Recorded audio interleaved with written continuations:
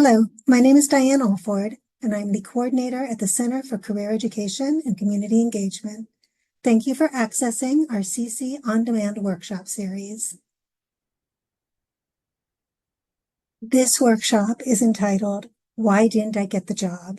We will be discussing common mistakes that occur in the job search process and how to avoid them. We will discuss several topics, beginning with a review of the typical company recruiting process. We will discuss the importance of professionalism, the application process, crafting an effective resume and cover letter, the interview process, factors outside and within your control during the recruiting process, and available CC resources to help you with your job search. The typical recruiting process begins with the job posting. When an organization has a position to be filled, they will advertise the opening. They may use a variety of resources to post the position, including on their company or organization website, on various boards such as Indeed and Glassdoor. They may ask for referrals from their employees and/or market the position on LinkedIn and other social media sites. Occasionally, especially with smaller companies, the position may never be posted at all, but instead will be spread through word of mouth. Once they have opened the position, there is usually a set amount of time that they will accept applications from interested job seekers. The documents required to apply for the job can vary depending on the organization and may include an application form that needs to be completed, resume, a cover letter, references, transcripts, or other documents that will help the employer evaluate the candidates. After a set period of time, or when they feel they have enough applicants, the organization will evaluate the applications and choose the most promising candidates to move on to the next stage, which is typically an interview, but might also include a written questionnaire. It's important to note that not every qualified candidate may get an interview, as they will likely choose only the most qualified candidates to move forward. This step may also involve several rounds of interviews with various staff members at the organization. Once they have completed the interview process, the employer will select the candidate they wish to hire and make an offer. This can be a long process and take some time after the interview. During this time, the company may reach out to applicant references, and the offer may be contingent on a full background check. Candidates who are not selected for the position may or may not be contacted to be told that they were not chosen. Therefore, if you haven't heard back from an organization after a reasonable amount of time following your application or interview, it's okay to follow up with them. Please note that this process can be even more lengthy and extensive for positions involving public safety or requiring security clearances. It is important to be professional at every step of the application process. You are being assessed not just at the interview, but from the moment you make contact with that organization. First impressions matter, and every impression matters. For your email, be sure to use a professional sounding email address, such as your first initial last name at gmail.com or your school email. Check and answer your emails promptly. Use appropriate grammar and punctuation. Write in full sentences, not as if you were sending a text. Include a salutation, such as good afternoon or hello, and sign your name to the bottom of the message. Be sure to proofread every message before sending it. If you are including an attachment, make sure that the proper document has been attached. Telephone etiquette is also important. If you have applied for a job and are expecting a call, if the phone rings and you can answer immediately, do so. Answer your phone politely and identify yourself. If you are someplace noisy or you can't answer immediately, make sure you have a professional voicemail message that includes your name and/or phone number of who the caller has reached. Be sure to check your voicemails promptly. Don't let your voicemail box become full. We have had several employers tell us that they've reached out to students to schedule an appointment, but they were unable to leave a message because the voicemail was full. Some employers will only call once, and if they can't leave a message, they will not call back. If you are the caller and need to leave a message with the receptionist or on a voicemail, be sure to include your name, phone number, and the purpose of your call. Monitor your social media. Some employers will search to see what you've posted online, and if it's out there, it's fair game. Be sure that anything you've posted doesn't reflect poorly on you or on any of your past employers. Individuals have lost job opportunities and even jobs they already have based on something objectionable that they have posted on social media. We will now turn to a discussion of the application process. Common mistakes we see in the application process include not following the application instructions, applying too late, providing incomplete information, and having spelling mistakes or typographical errors on their documents. It is important to follow the application instructions precisely. Every employer may have a different process for how they want you to apply, whether that be online, by email, over the phone, or some other method. It's very important to read the application instructions carefully and follow the steps outlined. Be thorough. Provide all requested information. For example, if you are asked to complete an application form in addition to submitting your resume, it may seem tedious, but do not write "See resume" rather than filling out every section of the experience section and all the other sections on the application. Pay attention to deadlines and apply early. Sometimes there can be technical issues, so you want to give yourself time in case you have to wait for the system to be available. If it's optional, always include a resume and cover letter. These are additional opportunities to sell yourself as an applicant. Check your application for spelling errors, typos, and grammatical mistakes. Make sure your application is mistake-free. Make sure the dates on your application are consistent with the dates you've put on your resume. If you were referred by an employee, indicate who referred you. Referrals can be very influential in making sure that your resume is reviewed and increases your likelihood of being interviewed. Ask your references ahead of time and make them professional in nature. You want to choose individuals that can speak to your professional skill set. This includes previous supervisors, professors, mentors, etc. Personal references such as friends and family members should only be used if you are asked for personal references. Be sure to get permission from your references ahead of time and provide them with a copy of the job description in your resume so that they are prepared to answer why you are a good fit for the position in question. Confirm receipt of your application after submitting. If you don't receive an acknowledgement that it was submitted successfully, reach out to the organization to confirm that they received the application and any included attachments. Keep a copy of the posting and your application materials. Sometimes, by the time you are contacted for an interview, the job description is no longer available online.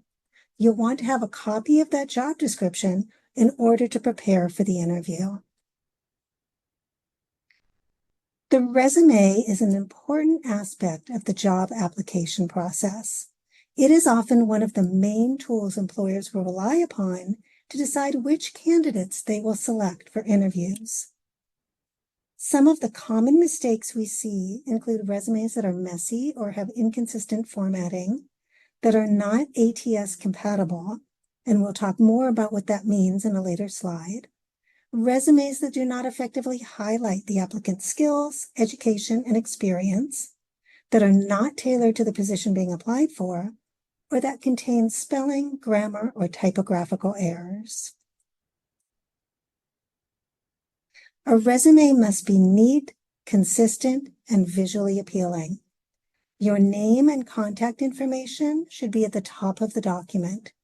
For contact information, include at least your email and phone number. Address is optional. Use formatting techniques to identify section headings such as bold, all capitals, and/or spacing. For example, on Rowdy's resume seen here, you'll see that he used all capitals and spacing to identify each section. Present the information consistently. For your dates, you can spell out the months or use numerals for the months. Either format is fine, but you want to be sure you stay consistent throughout the document. On Rowdy's resume, he chose to use numerals. Present information in the same order. You'll see in Rowdy's experience section, he lists the organization name, the location, his position title, the date span, and then a description of his tasks and accomplishments. He maintains the same order for all of the experiences that he's included in the experience section. Maintain a neat, consistent margin and align all indentations. A one-page document is preferable, especially if you have just a few years of experience. However, that is not mandatory. It's fine to go to a second page if you have extensive experiences or skill sets that are relevant to the position you are applying for, and you've been strategic in the utilization of space on your document. The order of your sections may vary as long as each section is easily identifiable. When you are creating your resume, we strongly recommend avoiding the use of templates. These are examples of commonly available templates that we see students using frequently. They can look attractive with their use of color and graphics. However, there are several problems with these templates. For one, they can be very difficult to modify. If you have more or less information than the space allocated on the page for that section, they can end up with very irregular spacing. More importantly, most large employers use resume scanning software called Automated Tracking Systems, or ATS for short. These software systems will scan the resumes to help recruiters identify the most qualified candidates for the position. However, these ATS systems are not always able to accurately read resumes that include certain formatting elements, such as columns, graphics, tables, information and headers and footers, etc. Therefore, some resumes that include these elements are never seen by the hiring manager, even if the applicant is highly qualified for the position. And photographs should never be included on a traditional professional resume, as it provides demographical information that employers cannot consider in making their employment decisions. CC has a variety of resume samples that are Word documents.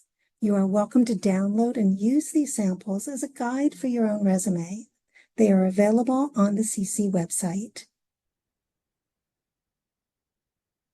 To ensure your resume is ATS compatible, we offer the following suggestions. Use bold or all capitals for your section headings. Have consistent formatting. Strive to use a 10 to 12 point font in a standard serif or sans serif font. The examples that are listed here are fonts that are readily recognized by most programs. Incorporate keywords from the job description in your resume. Look for the skills, knowledge, and experience requirements that are listed in the job posting, and be sure to incorporate those that you possess on your document. Avoid the use of text boxes, columns, tables, color font or borders, information in headers and footers, underlined words, arrows, check marks or other icons, and pictures or graphics, as all of these design elements can conflict with ATS software. It is important that your experience section is outcome focused. In other words, rather than simply listing the tasks that you do or did in each position, include the skills that you use to complete those tasks and what was accomplished for the organization or its customers by doing the task in that manner. CC has a methodology we recommend called the WHO method. It's an acronym for what did you do, how did you do it, and what was the outcome associated with that task. For each experience statement that you include on your resume, try to include at least 2 or all 3 of those elements in each bullet point statement. And you don't have to keep them in WHO order. You can vary the order as shown in the yellow text box. We have an example to demonstrate the WHO method. In this example, Rowdy worked at a retail store. In his role, he assisted customers and worked at the cash register. Here's how Rowdy would use the WHO method to create effective, outcome-oriented experience statements. So for the what, he assisted customers. How? By knowing the products well and listening to the customer's needs. The outcome is he had a high sales volume because he was able to match the customers with those products that would meet their needs the best. What? He also handled purchase and return transactions at the cash register. How did he do this? Quickly, accurately, following company policies and procedures. The outcome, happy, satisfied customers. So his experience statements for that position would be: utilized excellent product knowledge while working with customers to assist with merchandise selection and promote high sales volume. Accurately processed purchase and return transactions following company policies and procedures to ensure customer satisfaction.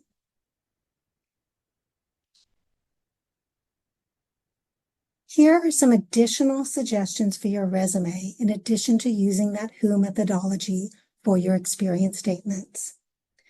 Write your resume to emphasize the direction you are progressing towards. Choose the information that is most relevant for the position that you are applying for. However, don't underestimate the importance of your experience. I sometimes hear students say, I only have fast food experience, or I only have retail experience. There are several important skills that you can demonstrate through your work experience, even if that experience is in a different or completely unrelated field. Instead, ask yourself, what from that experience will make me better at the job I'm applying for, and highlight that. For example, if you worked at Starbucks and are now applying for an accounting internship, your ability to make several kinds of frappuccinos may not be that relevant.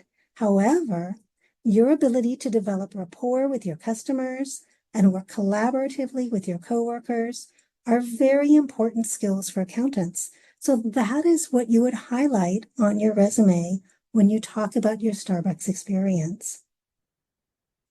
As I've mentioned, for all aspects of your application, be sure to proofread your resume carefully to avoid any misspelled words or grammatical errors. We also recommend having somebody else proofread your document as well. CC is here to help you with that. Keep your resume current by updating your education and work experience over time. Do not include reference information, editing notations, personal information such as age, marital status, religious status, demographic information, or photographs. Do consider including your relevant coursework taken, extracurricular activities, high academic performance, and quantitative data, that is, numbers, to add detail to your resume. For a thorough discussion of how to create a powerful and persuasive resume, I encourage you to watch our full resume development on-demand video. We will now look briefly at cover letters. Common mistakes on a cover letter include not including a cover letter when it's optional, submitting a poorly written cover letter, or having spelling, grammar, and typographical errors on your letter. A cover letter is an introductory letter that accompanies your resume. It should be specific to the position you are applying for, 1 page in length. If it's optional, send it. It's another opportunity to set yourself apart from other applicants and further sell yourself to an employer. The cover letter is also a writing sample, so it's important to pay attention to grammar, language choice, and writing style. And just like any other documents we've discussed, be sure to proofread to ensure that there are no spelling or grammar mistakes. Some tips for your cover letter include: use the same header from your resume for a polished and professional look. Include the date. Include the hiring manager's name if it's known, and the company name and address. Use a salutation such as "Dear Hiring Manager." First paragraph is an introductory paragraph that states the position you're applying for and how you heard about it. Personalize it to the specific organization whenever possible by indicating why you are interested in working for that company or in that specific position. The next 1 to 2 paragraphs are used to summarize your strongest qualifications related to the actual job description. You may use these paragraphs to highlight and expand upon some of the skills and experiences listed on your resume. The closing paragraph should thank the reader for their time, refer them to your resume for further details, and request an opportunity to interview. Close the letter with a salutation, "Sincerely, best regards," and then your name and signature. Where many mistakes are made during the hiring process occur during the interview stage. Some common mistakes we see here include not preparing and practicing in advance, not researching the company, leaving a poor first impression, not demonstrating how your skill set, education, and experience meet the job requirements, not showing interest and enthusiasm for the position or the company, or not following up after the interview. To prepare properly for an interview, there are 3 things you need to know. Know yourself. What are your skills, your abilities, experiences, motivation, and goals? Know the job. What are the essential skills and qualifications the employer is seeking? Use the job posting as your guide. And know the company. What do they do? What do they value? What is their mission statement? Where are they based? What recent developments have occurred in the company or the industry? Be sure to do your research. The more you can show how your skills, abilities, and experiences meet the requirements of the position and the company culture, the stronger your interview will be. Think about what skills are required for the job. Listed on the screen are some of the common skills employers are seeking. You also want to pay particular attention to the requirements listed on the job posting, as it will provide clues as to what skills the employer is prioritizing. For each skill, ask yourself if you have that skill, and if so, how can you prove that you have that skill? What experiences and examples can you draw from? These examples can come from a variety of sources, including fieldwork, research, classwork, group projects, volunteer experience, previous work experience, and even personal experiences, as long as they don't disclose information that is too personal.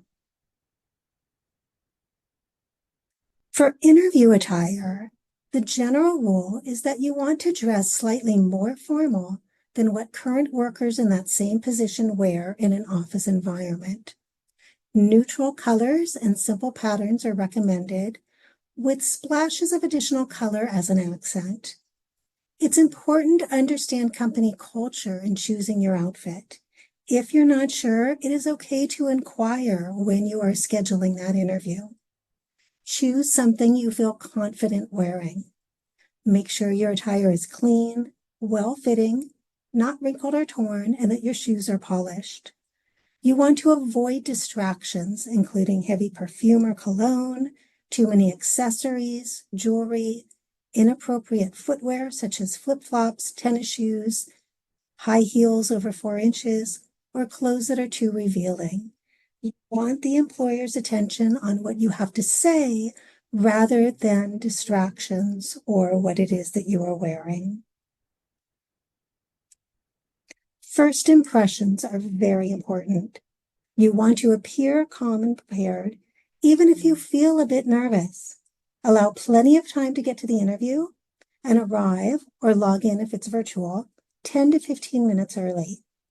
Take a portfolio with you with extra copies of your resume and a pen. Practice your handshake. You want to make sure that you're giving a nice, firm handshake. Make eye contact with all members of the interview panel while you're answering questions.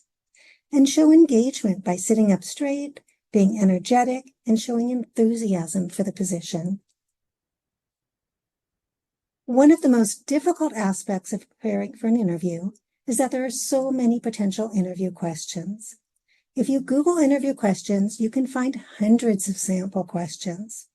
Therefore, it is usually not possible to predict every single question you might get asked in any given interview. However, you can develop strategies for some of the most common types of questions that you will receive. Most of the time, the first question you will be asked is something like, "Tell us about yourself." It may be worded a little differently, such as "What brings you here today?" or "Why are you interested in this position?" But it is basically looking for some introductory information about you. Although it sounds like a personal question, you want to avoid information such as your age, marital status, religion, parental status, ethnicity, or other demographic information that employers cannot consider when making hiring decisions. Instead, what this question is really asking is, what is your educational and experiential background, and is it a good fit for this position? As a current student or recent graduate, you might want to start by talking about your education. Start with your current student status. You can also include any previous higher education degrees if relevant. You might also include academic honors or extracurricular activities you are involved in. Then talk about your relevant experiences. These can be work experience, volunteer activities, research, or any other relevant experience, and indicate how those experiences relate to the position you are applying for. List some of the skills you offer, including language and technical skills if applicable, and any specialized skills relevant to the position. And again, indicate how those skills make you well suited for the position you are applying for. And the final part of this answer, which many individuals don't do but can be very persuasive, is to indicate what interests you about the company and position you are applying for. Employers want to hire people who are excited to be working for them specifically, rather than just seeking any job. This may be the most open-ended question you receive, so if there's anything you really want an employer to know about you, you might want to include it in this answer. And because you know this question is likely going to be asked, it's okay to have it somewhat rehearsed. You don't want it to be so memorized that it sounds robotic, but consider having a brief outline of your answer in your head. You can also use an outline such as the one on the screen to practice and prepare for this question. A very common type of question is the behavioral question. These are questions where you are asked to provide a story about something that happened in your past, under the theory that one of the best predictors of future behavior is past behavior. For some employers, this may be the only type of question they ask. When asked a behavioral question, the best approach is to use the who method that we discussed during the resume portion of the presentation. Describe what the situation was, providing enough detail so that the interviewers could fully picture the scenario and what you needed to accomplish. Then describe, step by step, how you worked through that situation. Be sure to focus on what your personal role was if it was a group effort. And finally, indicate how the situation turned out. If it turned out well, say so. If it didn't turn out well, what did you learn from the situation? Or what did you implement to prevent a reoccurrence? You'll also hear employers refer to this as the STAR method, which stands for describe the situation, what was the task, what action did you take, what was the result. So using either the WHO or STAR method to answer these questions is very important. It can be difficult to think of stories on the spot when you have several interviewers looking at you. So it's best to think ahead of stories that you can use from your past if you are given these questions. These questions tend to be about interpersonal situations, such as, tell us about a time you dealt with a difficult customer or client. Tell us about a time you experienced conflict with a coworker. Give us an example of a time you took on a leadership role or showed initiative. Tell us about a time you went above and beyond to help someone, or describe a challenging group project you are a part of. Or task management. So, for example, tell us about a project that was challenging and required critical thinking. Describe a time you made a mistake. Tell us about a time you had to adapt quickly to a change in expectations, or a time you were under pressure to meet a deadline. Describe a time you used initiative or creativity to solve a problem. So if you know that these are the types of questions that tend to be asked, again, you can think ahead to think of good examples that you can use to answer those questions. Additional questions you might expect include your strengths and or areas where you would like to improve, your future plans, career-wise. Situational questions where they give you the situation and ask how you'd approach and resolve it. You might get straightforward questions about your training, education, and experiences. Perhaps you might even get asked some general questions about your hobbies or influences that helped guide your career interests. And in some disciplines, you may be asked technical questions or be given case studies to discuss. So you need to be ready for a wide variety of questions. Remember to always stay positive in your answers, be diplomatic, and never speak negatively about an employer, a coworker, or a customer. At the end of the interview, you will likely be asked, do you have any questions for us? You always want to have questions, because if you don't, it may seem like you are not that interested in the position. We recommend having 3 to 5 questions prepared in advance. You probably won't ask all 3 to 5. It's more likely that you'll just ask a couple. However, it's recommended to have several backups, just in case the main questions you planned on asking have already been answered during the interview. Your questions should not be about salary or basic information that is available in the job description. Instead, aim to ask questions that show you've done your research about the company and want to know how you can best fit in and contribute to the company goals. Here are some good questions to consider asking. If I'm hired, what would be my first project? How would you define success in this role? What are the challenges and/or priorities for the department this year? Can you tell me about the company culture? What do you like most about working with this organization? And finally, if it hasn't already been discussed, ask, when will a hiring decision be made, or what are the next steps? First or several interview rounds are conducted online. A few tips to remember for these interviews include, be sure to test your equipment in advance, log in 5 to 10 minutes early, have your camera on and make sure that the angle, lighting, sound, and background noise and view are acceptable. Dress as if you were interviewing in person. Look at the camera and not at the person at the screen, as it will appear as if you're looking right at them by looking at the camera. You can have your resume, notes, paper, and pen handy in front of you to refer to during the interview. And have a backup plan, such as a phone number to contact in case you have last-minute technical problems. Within 24 hours of the interview, be sure to send a thank you note to the interviewer or interview panel. This doesn't have to be long and can be sent by email, postal mail, or hand-delivered. Email is often quickest and the most effective, especially if the panel indicated they were making a decision soon. This is a way for you to thank the interviewers for their time and reiterate your interest in the position. You may view a sample letter on our website.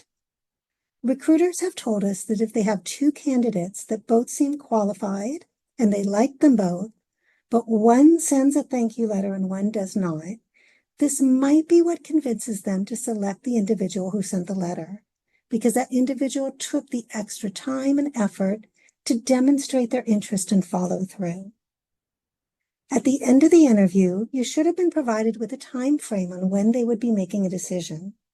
If that time frame has passed and you have not heard back, it is reasonable to politely follow up with the organization to check on the status and let them know that you are still interested. So now we've covered a great deal of information about interviewing, but there is a lot of additional information that we could have covered.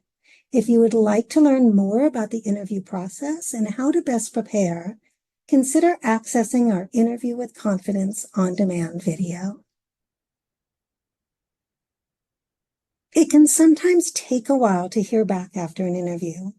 Use that time to reflect on what went well and where you might need additional practice. It is also important to recognize that you may do every aspect of the application process right and do it well, yet still not get the job. There are a number of reasons for this.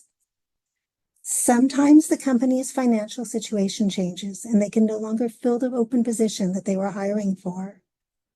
Or perhaps they have internal candidates, employees that already work within the company, and their policy is to give those candidates preference.